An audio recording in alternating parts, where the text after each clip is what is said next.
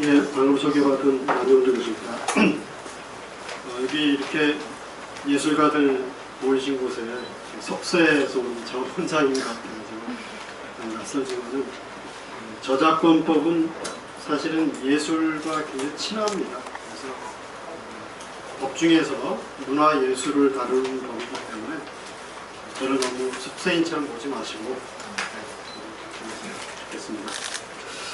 제가 이 3D 프린팅에 대해서 관심을 갖게 된 것은 금년 초에 미래창조과학부에서 이 3D 프린팅 산업 육성에 관한 법률, 참 재미없게 생겼죠, 법률이. 근데 이 미래창조과학부에서 창조경제의 일환으로서 3D 프린팅이 신성장 산업이다 라고 해서 그 육성법을 만드는데, 이미 TF가 구성돼서 상당히 활동을 하고 있었는데 뒤늦게 그분들이 여기에 지적재산권 이슈가 있다. 그래서 제가 뒤늦게 전문가로 들어갔는데 첫날 회의를 간 그것이 마지막이 되었습니다. 왜냐하면 굉장히 이 지재권 이슈들이 일종의 꼭 넘어야만 할 부분인데, 즉 허들인데, 그분들은 이미 국회에다 법을 성안에서 내는 단계에 있었기 때문에 저작권이나 지재권 이 허들을 넘어야 된다, 해결해야 된다라는 말씀을 잘 듣지 않으시려고 하고, 또 제가 거의 다 가셨는데 그런 말씀드리기도 그래서 제가 그냥 빠져나왔습니다. 근데 나와서 제가 공부를 해보니까 너무너무 재미있는 주제가 된 것 같아요. 그래서 저희 학교에서 3월 달에 미래융합연구소, 공대 여러 디자인과 다 합쳐서 하는 건데, 거기서 한번 발표를 했는데 어떻게 또 그게 여기까지 연결이 돼가지고 조형예술로도 연결된다는 걸 저도 발제를 부탁받고 알게 됐습니다. 그래서 저도 오늘 우리 최 교수님 강의에도 많은 도움을 받았고, 또 앞으로도 계속 협업하면 이 분야에 좋은 연구가 되지 않겠나는 생각을 합니다. 3D 프린팅은 프린팅의 새 역사를 이루고 있습니다. 아시는 것처럼 금속활자의 시대를 연 구텐베르크가 인류의 어떤 종교개혁과 르네상스를 열었다고 한다면, 그것이 이제 일반 2D 프린팅 기술에 따라서 더 구체적으로 말씀드리면 잉크젯이 레이저 프린터가 나오고 흑백이 칼라가 되는, 그래서 우리 인류의 문명이 대단히 많이 발전했죠. 그런데 이 3D 프린팅은 거기에서 더 나아가서 이제 입체적으로 이 프린팅 기술을 발전을 시키고 있는데, 전통적인 주물 방식에서 아까 보신 것, 동영상에서 보신 것처럼 정립 방식으로 되다 보니까 현재까지 나오는 제품으로는 여러 가지 보석류, 또 치아, 의수, 의족 같은 것, 또는 인공 심장도 현재 만들어지고 있습니다. 장난감이나 엔진 부품, 패션 의류, 시계, 그리고 지금 미국에서는 연사가 가능한 무기까지 이게 3D 프린터로 지금 만들어져서 사회적인 문제가 되고 있습니다. 그래서 이 현황을 잠시 말씀드리면, 인터넷이 잘 연결이 안 되는 것 같아서요.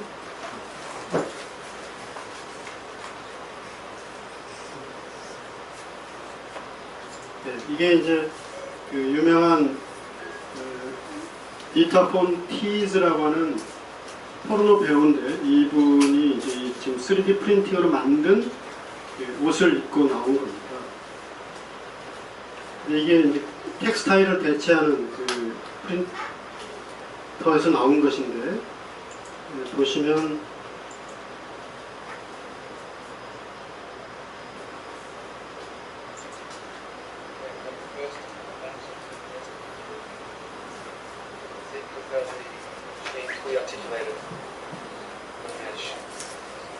바느질이 필요 없는 그러한 제품인데, 이 T색의 옷을 입히기 위해서 쉐이프웨이즈라고 하는 3D 회사가 협업을 해서 이 옷을 만든 것으로 유명합니다.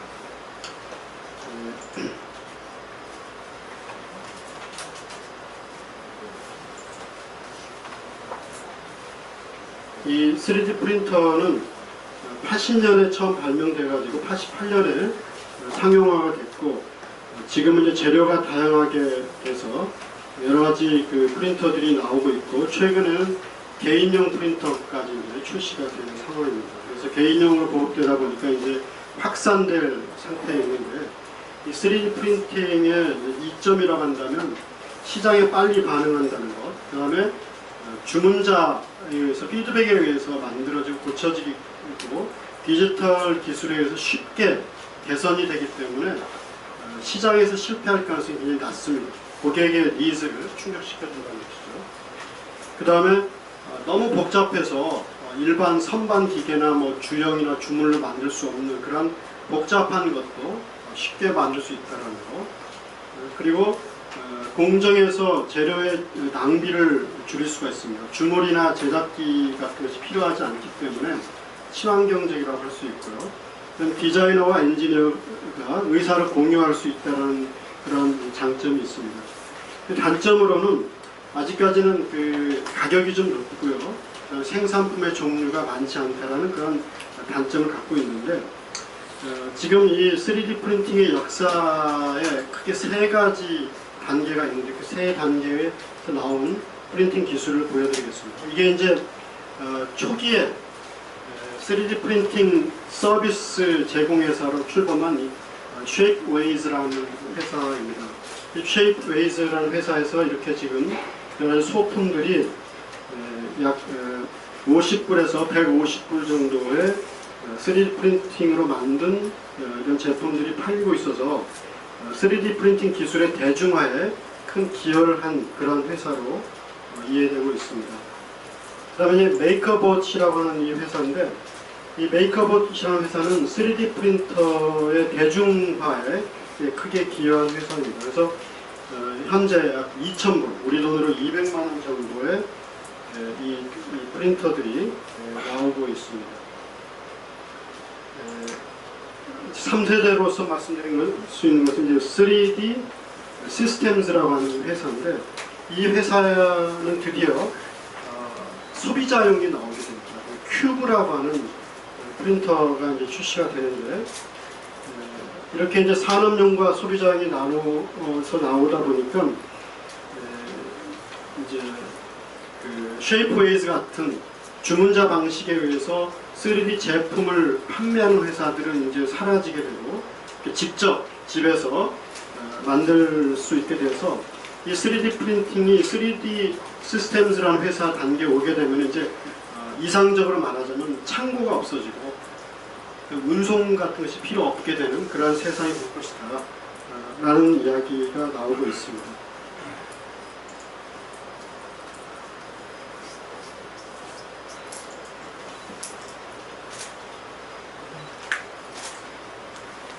자, 이제 이렇게 이런 현황에 따라서 이것이 왜 지적재산권과 충돌을 일으키는지에 대해서 말씀드리도록 하겠습니다.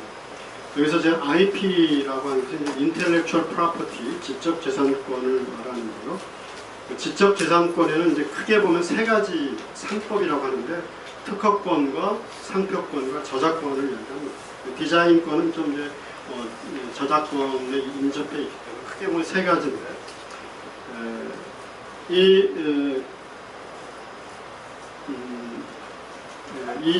지적재산권과 3D 프린팅 기술이 왜 충돌하는가를 보면, 먼저 Do It Yourself라는 그 커뮤니티 있죠.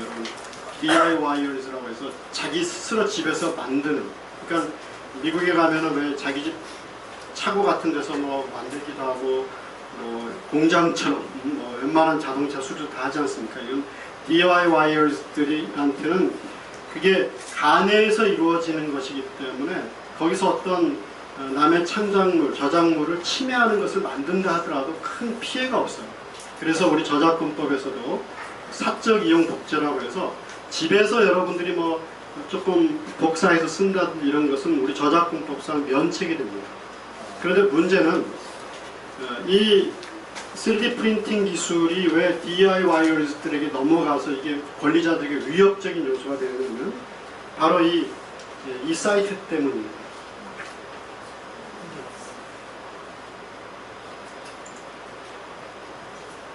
이 Thingiverse라고 하는 사이트인데, 이 Thingiverse는 여기 젊은 분들이 많으시니까 쉽게 이야기 쉽게 말씀드리면 소리바다 사이트입니다.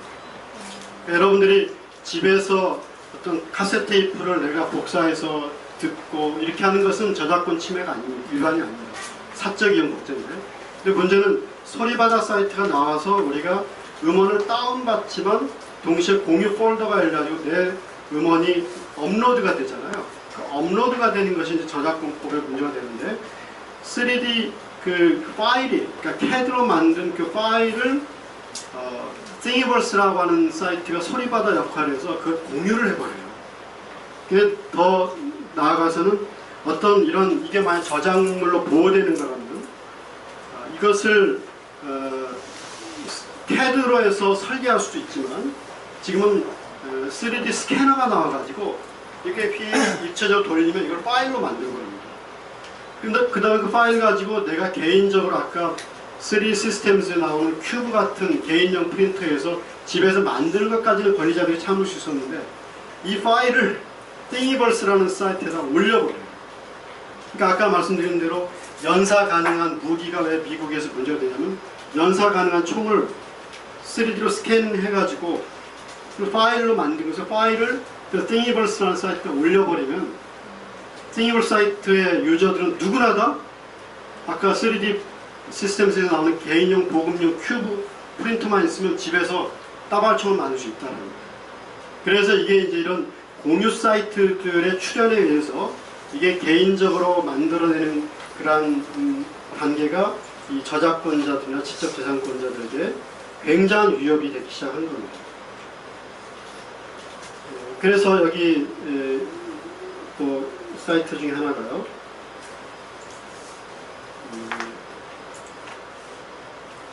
자, 이게 이제 그 3D 프린터를 가지고 제일 타격을 입는 회사 중에 하나가 레고 회사입니다. 왜냐하면 여러분 그 집에서 장기나 체스 두시다 보면은 말 잊어버리잖아요.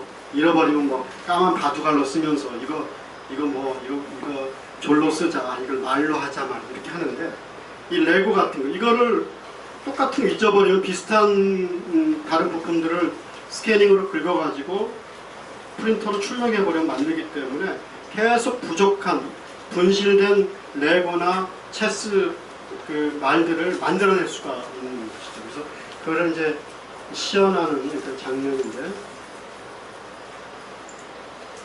Hey kids, ever wanted to connect your Legos with your toys? How about your new flows, Bristle blocks, and Lincoln logs? Now you can, and much more with the free Universal Construction Kit.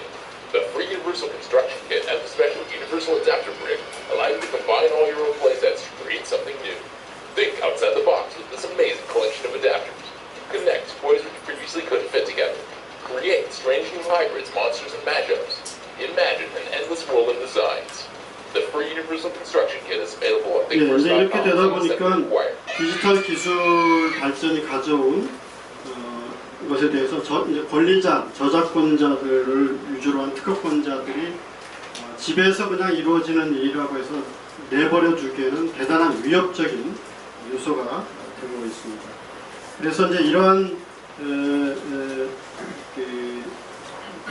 것에 대해서 그런데 이제 음악 같으면은 유튜브나 애플의 앱스토어나 페이스북 같은 회사들이 나와가지고 음원 시장을 완전히 재편해 버리는 것처럼 이 Thingiverse 같은 회사들이 이른바 3차원의 우리가 쓰는 물건들과 창작물들의 시장을 완전히 어떻게 뒤바꿔 놓을지에 대해서 아주 지금 초미의 관심이 되고 있다, 이렇게 말씀드릴 수가 있습니다.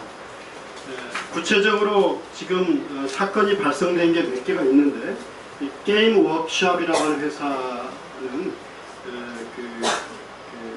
이제 인터넷에서 게임 같은 것을 이제 만드는 그런 회사, 운영하는 회사인데 여기 이제 토머스 발렌티라고 하는 사람이 그 워해머 스타일의 그 조각상을 3D 프린터로 만들어가지고 그거를 이제 그 Thingiverse라고 하는 사이트에다가 그 파일을 올려버립니다.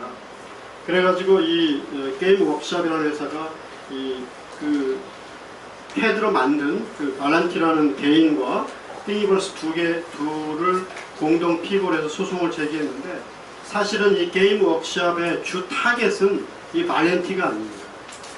주 타겟은 뭐겠어요? 이 공유 사이트죠. 이 공유 사이트인데 공유 사이트는 아이고 죄송합니다 그냥 내려버렸어요. 내려서 끝까지 판결까지 가지 않았고 사실 뭐 주범격이라고 하지만 별 타겟이 되지 않는 발렌티를 상대로 소송이 갔던 그런 사례입니다. 그 다음에 여기 이제 펜로즈 트라이앵글 사례는 이제 이게 여러분 잘 보시면은 이 면을 따라가면은 마주치지가 않거든요. 이 펜로즈만 트라이앵글인데 이것을 이런 입체물을 똑같이 역시 3D 제품으로 만드는 이런 것들이 나오고 분쟁이 생겼던 그런 사례입니다. 자, 여기서 이제 제가 오늘 여러분들에게 굉장히 중요한 화두랄까요? 뭐 단어 하나를 이제 보여드릴 텐데 이게 바로 feasibles라고 하는 신조어입니다. 이게 이제 결국에 3D 프린팅 산업의 아주 중요한 단어가 되는데 먼저 그 아날로그 시대에서 디지털로 이제 옮겨감에 따라서 디지털 소통은 굉장히 나눔을 쉽게 합니다. 아까 제가 말씀드렸듯이 음악을 예를 들자면 과거에는 카세트 테이프를 가지고 카세트 테이프로 더빙을 하거나 비디오 테이프로 더빙하는 데는 한계가 있습니다.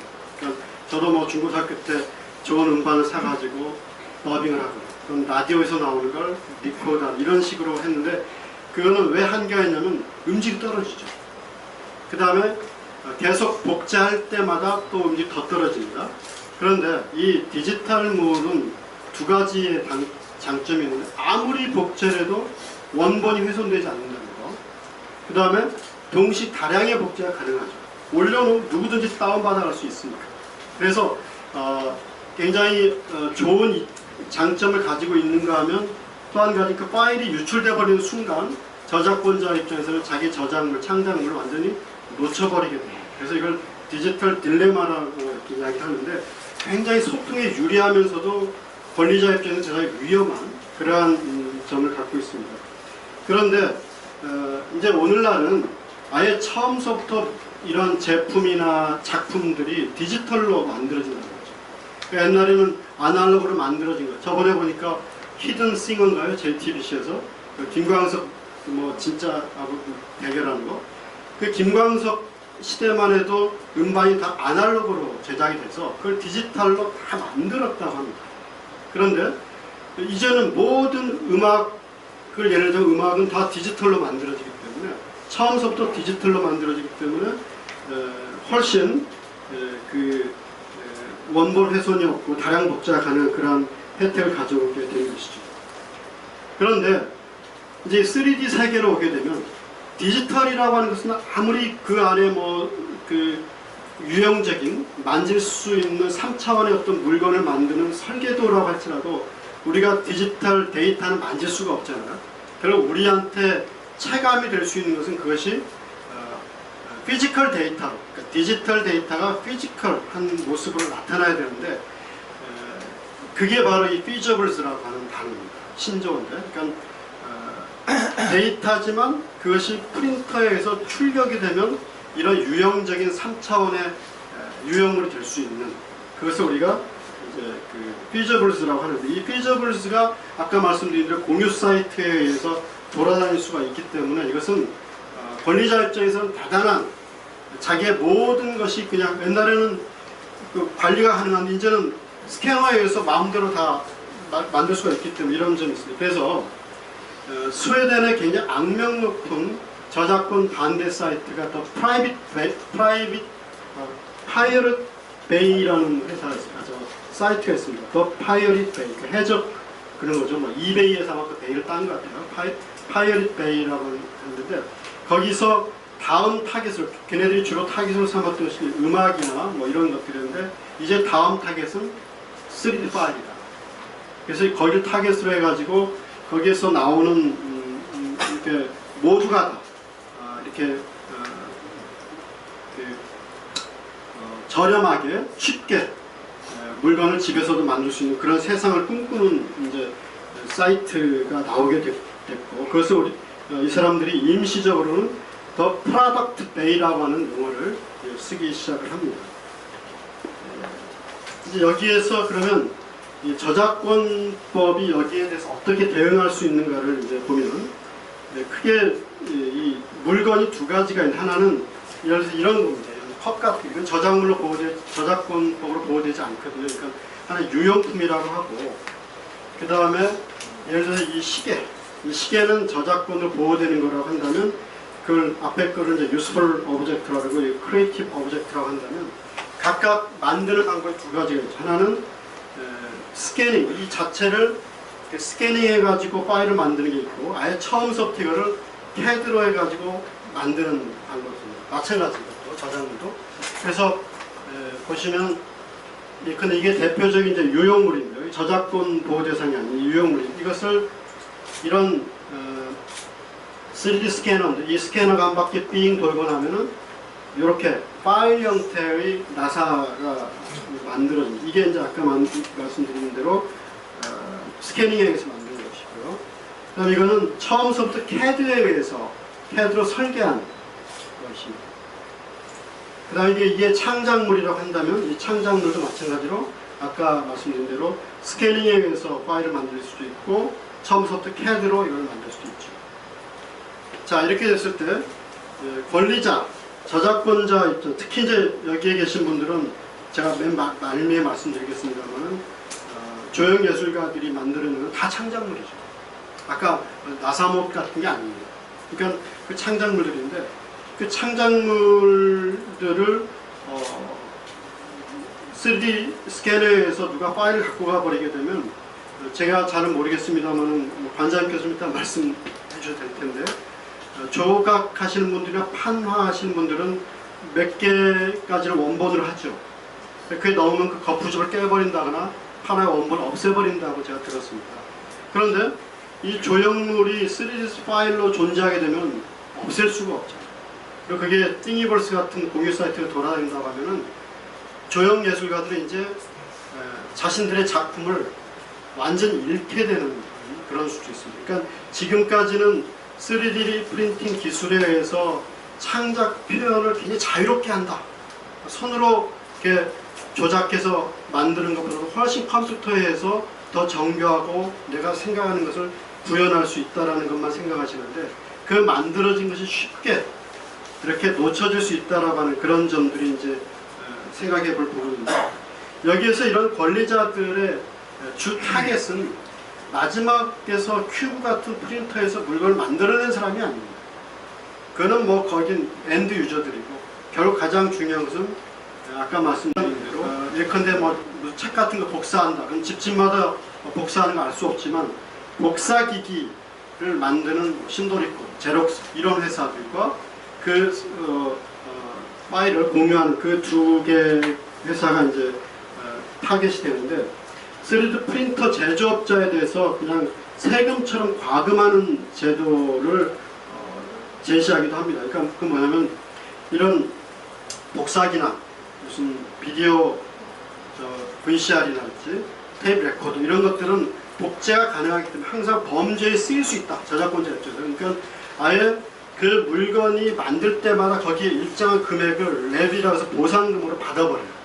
그래서 받아서 저작권 단체에 다 주고 거기서 나눠 갖게 하는 거예요. 그게 이제 일반 랩이 시스템이라고 하는데 영국에서 채택하지 않고 EU 국가들은 채택하고 있고 우리나라는 뭐 아직까지 거기에 대한 논의는 없습니다.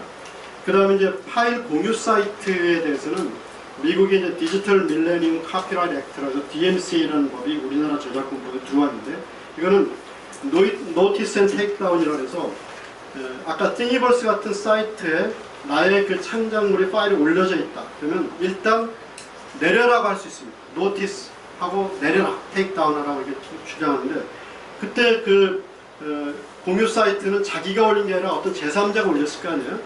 그러면 그 분쟁이 생길 수 있습니다. 왜냐하면 내가 이거는 저작권으로 보호될 수 있는 건데 이것인지 저작권으로 보호되지 않는 것인지 이것인지 그러니까 그 올려진 파일이 저작물이 아니라고 하면은 그 스테이블스는 내릴 필요가 없어요. 근데 저작물인지 아닌지는 결국 누가 판단해 주냐면 최종적으로 법원에서 판단해 주는데 법원 판단 대법원까지 갔다 올 때까지 한 3년 걸려요. 3년 동안 판결 날 때까지 띵이버스나 네이버나 다음 같은 포탈에서 안 내려주고 있으면 끝나잖아요. 그러니까 일단은 내려줍니다. 그리고 저쪽에서 이게 저작물이 아니다라고 하는 건 나중에 더 다음 단계에서 논의를 거쳐서 더 올리게 하거나 손해배상 방식으로 이렇게 처리하도록 하는 그러한 방식이 우리나라에도 이제 들어와 있기 때문에 여기에 이제 응용할 수가 있습니다. 과거 음악 산업에서 보면은 소리바다 대단한 사건이었습니다. 저는 뭐 미국의 랩스터나 그록스터 사건보다도 더 대단했고, 그래서 외국의 저작권법 학자들이 우리나라 소리바다 사건을 오히려 연구할 정도인데, 이 소리바다 사건이 갖다 준 교훈은 뭐냐면 결국 막지 못한다는 거예요. 그러니까 마이클 와인버그라고 하는 이 3D 프린팅의 유명한 분이 뭐라 하냐면 그 싸워봤자 소용없다. 그 일어나는 일을 막을 수 없다라는 거예요. 그러니까 결국에는 이것을 애플이나 이런 아이튠스 모델로 가서 서로 상생하는 모델로 가야지 랩스터나 그록스터, 소리바다처럼 상대를 제압해서 못 쓰게끔 하는 그런 방식은 가능하지도 않고 그 올바르지도 않다, 이런 주장을 합니다. 끝으로 아까도 자하디드 말씀하셨습니다만 제가 이제 동대문 DDP에 가서 제가 찍었습니다. 저작권 저한테 있네요. 포토바이 형도나 제가 사진 찍었는데 그 자하디드의 작품이죠. 근데 거기 한쪽에 가면은 자하디드가 또 이 3D 프린팅 기술을 이용한 조형물도 많이 만들었더라고요. 그래서 제가 몇 개 이렇게 찍어온 건데요. 이런 것도. 그래서 이거를 이제 조형 예술과 여러분들 이제 관련돼서 조금 생각해 보면, 아까도 잠시 말씀드린 것처럼 이 컴퓨터를 이용한 조형 예술의 표현은 대단한 자유를 가져올 거라고 생각합니다. 기존에 손을 통해서 단순한 어떤 기구를 통해서 했던 것보다도 훨씬 더 복잡하고 다양한 그런 예술 표현의 자유를 가져올 수 있지만, 한편에서는 아까 말씀드린 대로 공유 사이트, 3D 파일의 공유 사이트를 통해 존재와 개인 3D 프린터의 보급으로 인해서 이것이 굉장히 그 불법 복제의 위험에 노출된다는 것이죠. 그래서 아까도 잠시 말씀드렸습니다만 판화나 조형 같은 경우 이 작가가 자기의 작품을 컨트롤하기 위해서 일정한 수량을 찍어낸 후에 거푸집을 없애버릴 수가 있는 거예요. 이 3D 프린팅 세계에 와서는 그럴 수 없는 그 문제점들을 어떻게 극복해야 되는가 하는 그런 문제가 숙제로 남는다고 하겠습니다. 네, 이것을 마치겠습니다.